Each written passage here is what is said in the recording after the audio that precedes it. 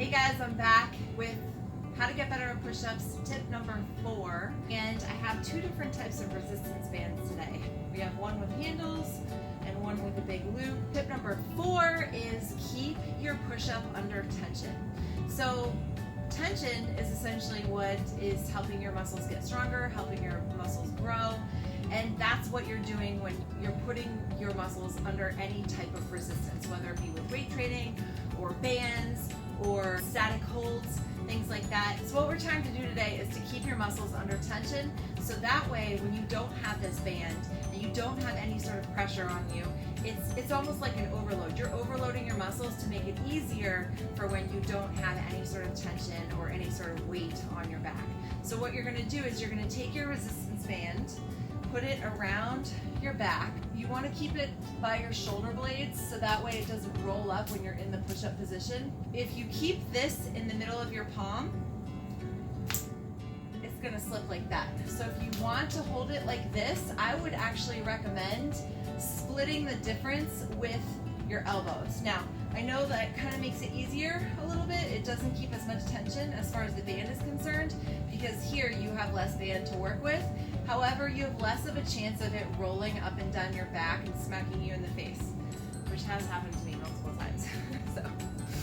So if it does, you know, it is what it is. So you're gonna get into push-up position and you have the band in your palm, the palm of your hands. You have your elbows splitting the band. You're going to just perform your push-ups either close grip, meaning your elbows go back by your body, or the 45-degree angle out here.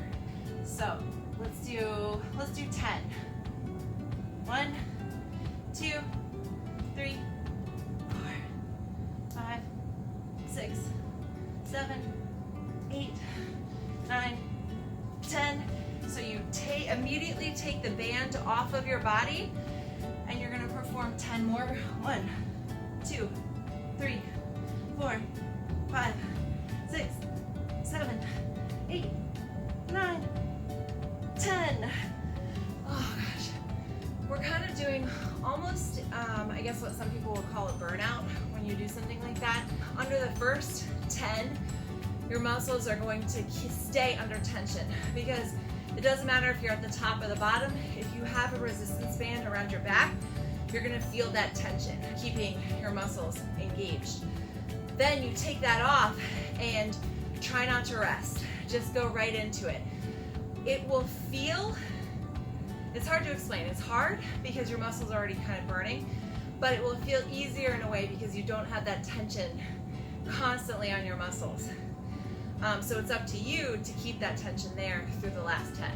Okay, so now let's try them with this type of resistance band. So here the only problem is, a lot of times, like I have long arms and it still isn't enough tension for me. So what you may need to do is put your hand through and wrap it one more time, like so.